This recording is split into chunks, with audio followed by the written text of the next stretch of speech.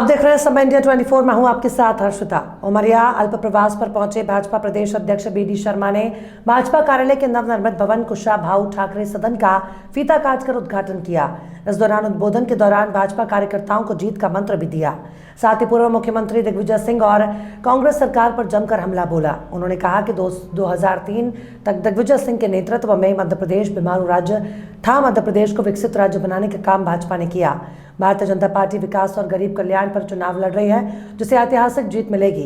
भाजपा के प्रदेश अध्यक्ष बीडी शर्मा ने पत्रकार वार्ता को संबोधित किया। साथ ही महादेवा बैटिंग ऐप पर बड़ा बयान देते हुए कहा है कि भूपेश बघेल को महादेवा बैटिंग ऐप ने 508 करोड़ रुपए ऑन रिकॉर्ड दिए हैं।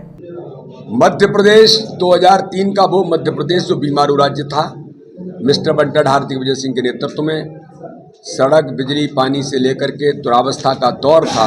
उस मध्य प्रदेश को विकसित राज्य बनाने का काम भारतीय जनता पार्टी की सरकार ने किया और गरीब कल्याण में माननीय प्रधानमंत्री नरेंद्र मोदी जी ने मध्य प्रदेश को विकास में जो ताकत दी और हर गरीब के जीवन को बदलने का अभियान, चाहे प्रधानमंत्री आवास योजना होगी, चाहे प्रधानमंत्री आयुष्मान भारत योजना होगी, या प्रधानमंत्री जी के द्वारा देश के अंदर गरीबों को 5 किलो अनाज, प्रधानमंत्री गरीब कल्याण अन्न योजना में जो कोविड से शुरू हुई थी, 2 दिन पहले माननीय प्रधानमंत्री ने 5 वर्ष के लिए पुनः उससे बढ़ाकर हर गरीब को संबल देने का काम किया है। मैं प्रधानमंत्री जी का हृदय से अभिनंदन करता हूं।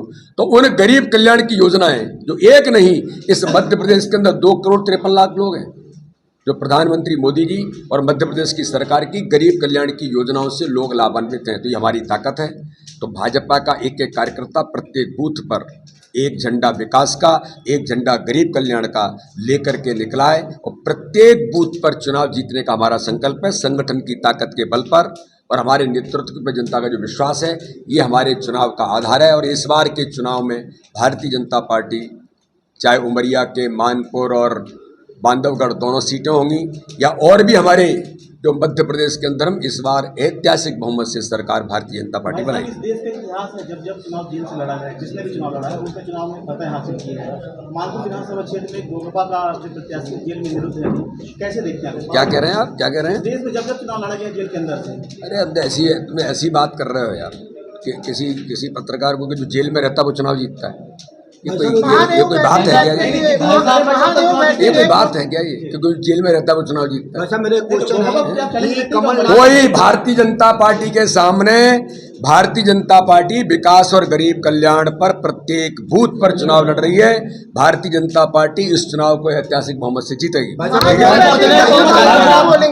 महादेव बैटिंग के बारे में हमने पहले ही कहा था कि ये सारी चीजें कांग्रेस का काम ही ये था और छत्तीसगढ़ के मुख्यमंत्री को तो 508 करोड़ ऑन रिकॉर्ड ऑफिशियली उसने दिया है।